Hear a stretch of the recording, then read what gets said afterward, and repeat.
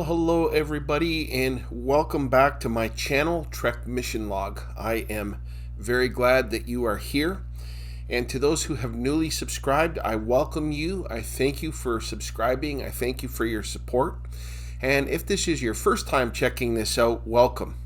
What we're doing here is we're looking at every Star Trek series, every episode, every film, the animated series, and I offer a synopsis and an analysis and a rating.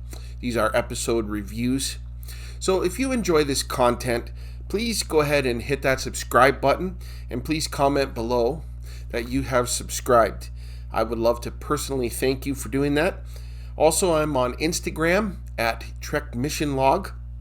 I do get a lot of junk messages, so if you want to connect with me there, just simply indicate that you watch the channel and I would be happy to connect with you.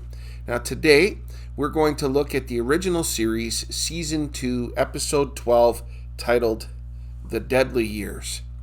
It originally aired on December the 8th, 1967. It was written by David P. Harmon, directed by Joseph Pevney, and produced by Gene L. Kuhn. So, check out this factoid about this episode, and then when we come back, we will dive right in.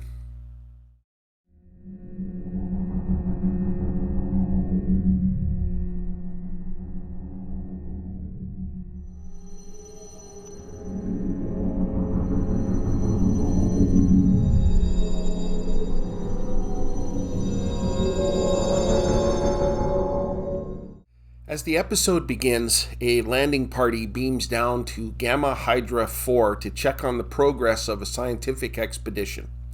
Kirk reported that he received a message from director Robert Johnson. However, as they beam down, the place looks deserted. Kirk orders Chekhov to investigate a building and the others to scout around. Now, as Chekhov enters the building and investigates, he sees a dead, decaying body of a very old man. He gets extremely scared and runs out and calls for the captain. Now, when they go in to look at the body, McCoy gives it an examination and says that he did indeed die of extreme old age. Spock said that it was impossible, as his personnel check indicated that there were no seniors there. Just then, an old couple walks in. The man introduces himself as Robert Johnson. Kirk asked how old they were, and Robert said that he is 29 and that his wife Elaine is 27. With a scared look on Kirk's face, we fade to the title sequence. Now in sickbay, Kirk tries to question Mr. Johnson, but to no avail. McCoy wants to let him rest. Kirk and McCoy then go into the briefing room, where others that we have never seen before are present. Specialists who will assist McCoy in the investigation, and Commodore Stalker from the Federation is also on board, and the Enterprise is transporting him to Starbase 10. McCoy says that he has no clue as to what has caused their extreme old age, but they're getting older by the minute. Spock said that the atmosphere appears normal. Kirk said that this planet is close to the neutral zone, and it is impossible that the Romulans are using them as guinea pigs for some grand experiment of theirs. Kirk said that he wanted answers. As everybody leaves, this lady stays behind. Her name is Dr. Janet Wallace. And according to their conversation, it appears that her and Kirk have a history together. They were an item in the past. Spock calls Kirk to the bridge. Kirk told Sulu to maintain standard orbit. Spock reports that Gamma Hydra is a Class M planet with a normal atmosphere. Kirk then asked him to look into a comet that recently passed by. Commodore Stalker suggested they continue the investigation on Starbase 10 with their advanced facilities. Kirk said that they will stay on the Enterprise, and as he leaves the bridge, he orders Sulu to maintain standard orbit. Sulu reminds him that he already gave that command. Lieutenant Galway comes to sickbay and asks to speak to the doctor. She looks like she is getting older. and she complained that she is having trouble hearing. Kirk asks Spock for an update, and then asks Spock to look into a comet that recently passed by the planet. Spock said that he is doing that as per his previous orders. Just then, Kirk's back started to ache. As Kirk enters sickbay, McCoy is covering the body of Robert Johnson. Now, we can see visibly that McCoy appears that he is starting to age, as well as Captain Kirk. Kirk said that he is there because he's been having some muscle strains. McCoy examined him, and it turns out that Kirk has advanced arthritis. Scotty comes into sickbay, having aged rapidly. McCoy has discovered that all who went down to the planet's surface are aging rapidly except for Mr. Chekhov. McCoy said that they are aging 30 years each day and has no idea what is causing it. Spock reported that they have less than a week to live and will be totally senile in a shorter time than that. McCoy told Lieutenant Galway to get some rest. She is afraid to go to sleep, and Kirk tells her to go ahead and resume her duties. Wallace told McCoy that years ago, her husband tried a carbohydrate compound to slow the decay of plant life, so McCoy told her to try it. She then leaves. But what she's really doing is waiting for Kirk out in the corridor. And when Kirk gets out there, she told him that when she got married, she thought that she was over Kirk, but she was wrong, and that she still has feelings for him. On the bridge, Chekhov is complaining about all the medical tests he has had to go through. As Kirk makes his way there, the bridge crew look on in surprise and shock. They are saddened to see Kirk in this way. Commodore Stalker wants to help, and Kirk keeps repeating himself.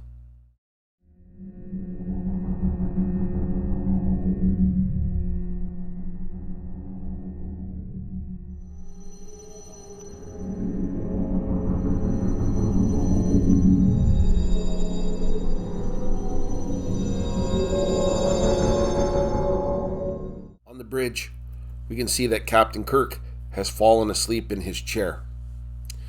Spock woke him up and said that he has the cause of why they are rapidly aging. The planet's orbit carried it right through the tail of the comet, and radiation that was undetectable to their regular scans made its way into the atmosphere of the planet. Their rapid aging is the result of radiation poisoning. Spock then goes to see McCoy and complains that he cannot tolerate the temperature of the ship. He has increased his quarters to 125, and he wanted to know if there was something McCoy could give him to not be susceptible to the cold. McCoy responded that he's not a magician. I wish he would have said, "I'm a doctor, not a magician," but he didn't say that. Commodore Stalker then stops Spock in the corridor, and while honoring Kirk, said that he is not fit to command the Enterprise in his present condition. He would like Spock to take command. Spock refused on the grounds that he is not well either. Stalker told Spock that according to regulations, Spock, as the second in command, needs to convene a mandatory competency hearing to determine Kirk's ability to command. Now, in sickbay, they are running more tests on Chekhov, and Lieutenant Galway comes in, and she collapses, and when McCoy checks her, she's dead. We then zoom out into the next scene, which is indeed the competency hearing. Spock began by stating that Stalker ordered it, and Kirk questions its validity. Kirk then makes a statement that he is the captain and is totally capable of commanding the Enterprise, and that he wants the whole thing called off. Several witnesses were called in to testify as to Kirk's competency. Sulu was called in first. Atkins next. then Uhura, and then finally McCoy. They all testified that Kirk was not operating on all thrusters. Spock rested his case, and in defense of himself, Kirk said the only reason they are having this hearing is because he refused to leave Gamma Hydra and go to Starbase 10. He called the planet Gamma Hydra II. He forgot that they were around Gamma Hydra IV. Kirk invites them to ask him any questions they want. He again mentions Gamma Hydra II. Kirk is asked to leave so the board can make their decision. Kirk said he would be in his quarters. Commodore Stalker assumes command of the Enterprise, and he orders Sulu to plot a course to Starbase 10, which would take them directly through the neutral zone. Spock and Wallace go to Kirk's quarters to relay the news that he has been relieved, and Kirk is very angry with his first officer. In a very emotional confrontation, he accuses Spock of stabbing him in the back. He tells Spock to leave and doesn't ever want to see him again. And Spock saunters out of his quarters. Their condition is getting worse, and they have no idea how to counteract it. Kirk said they beamed down to the planet, and they were together the whole time. Spock pointed out that Chekhov left them when he went into the building by himself. He saw the body and ran out scared. McCoy said that there could have been something in his adrenal activity that prevented him from catching this. And so they set to work on making a compound to counteract the rapid aging with adrenaline. Now, as the Enterprise enters the neutral zone, the Romulans very quickly come upon the Enterprise and start attacking it. Stalker froze. He does not know what to do. In sickbay, Spock comes in with the serum and said it has no time to be tested and that it could be volatile, and Kirk insists on taking the first dose. If it works, he can relieve Stalker and save the ship. And so Wallace administers the shot. Kirk begins convulsing. The Romulans continue attacking. Now Kirk comes back to the bridge after a few moments, and he is young again, and he assumes command. He tells Uhura to relay a message to Starfleet Command using Code 2, which means that the Romulans would be able to hear what he's saying. He then explains that they inadvertently entered the neutral zone and are under heavenly attack.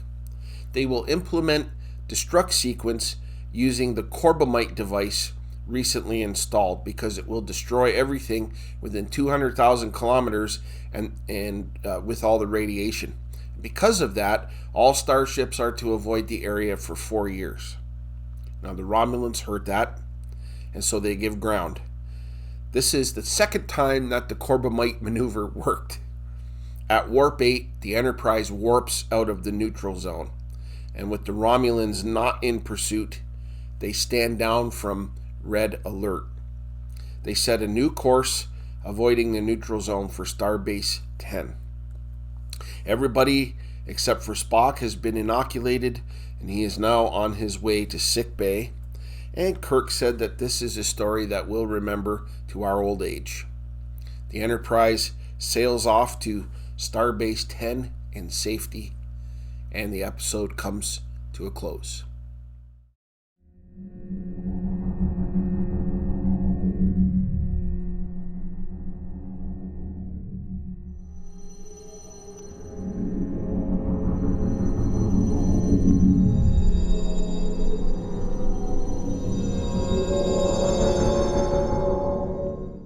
I saw this episode for the first time when I was young.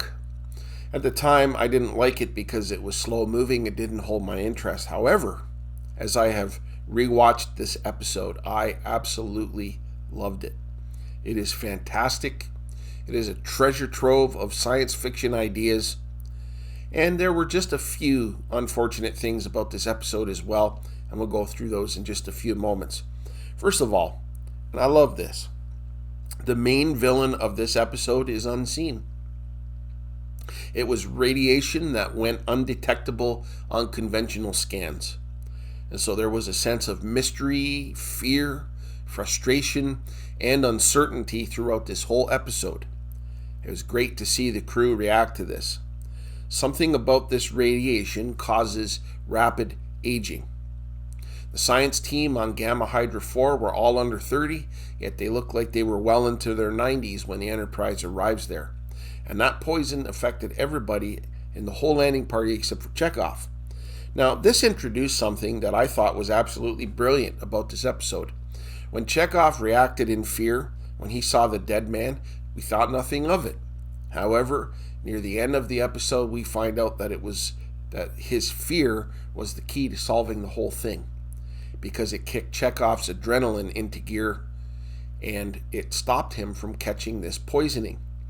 When they figured that out, they were able to counteract the rapid aging. So that makes Chekhov the hero. Now, another great aspect of this episode is the acting. It is absolutely top rate. Shatner was brilliant. DeForest Kelley, Leonard Nimoy, James Doohan. They gave brilliant performances in this episode. They not only played senior citizens incredibly, but they portrayed the fear and the desperation brilliantly. So kudos to them. And for the time, which was the year 1967, the makeup was fantastic. Radiation from a comet causing rapid aging is a great science fiction idea, and it was great to see that idea explored and played out on screen. Now, for the first time, we see Commodore Stalker. We've never seen him before. He's trying to do the right thing, but he has no experience on a starship. It was definitely a mistake for him to force Spock to conduct the hearing, but he felt he was doing the right thing. Spock, by the way, was very thorough going through this, portrayed both the tension between duty and compassion brilliantly. The scene afterward where Kirk confronted him was fantastic. Very sad, emotional, A1 acting between them both. Stalker, who took command, ordered the ship to Starbase 10 directly through the neutral zone, and that brought the Romulans into the mix, and it added peril to this episode, to peril that was already there. So it was a bit of a double whammy. And when Kirk was cured, I thought it was great that he used the Corbomite maneuver again. It fooled the Romulans. Just good stuff here. Now, for the things that I felt were weak, this episode relied heavily upon characters that we've never seen before. Now, although their performances were great, I would have rather seen more of the classic lineup in play. The love interest between Kirk and Wallace was interesting. It definitely was not my favorite aspect of the episode. However, they played great parts in this episode. And it's a classic example of how a slow-moving story can be captivating. The timing was near perfect in this episode, and the pace picked up exactly when it needed to. The last several minutes of this episode were absolutely riveting. Well, there's a whole lot more I can say, but I want to get to my rating. I give The Deadly Years 4 out of 5 Starfleet insignias for awesomeness. It would have been 5 out of 5 had they not relied on the guest appearances so much in this episode. But other than that, it was next to perfect. It's a great episode. You definitely are going to want to check this one out.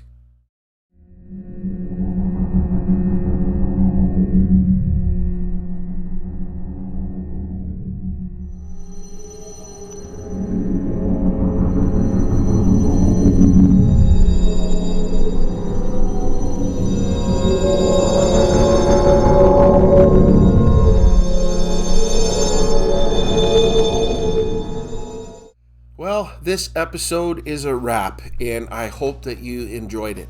I would love to hear your thoughts, so please leave a comment below. I do love reading all of them. I try my best to respond to them all. If I don't, I apologize. It just simply overlooked. I'm not a young cookie anymore. I also invite you to join me next time. We're going to be reviewing the next episode of Season 2 of the original series, and it is titled Obsession. Also, would love to see some new subscribers to get this channel over the 300 subscriber mark. I hope that you all have a great weekend and a great start to your week next week. And until we meet again, live long and prosper.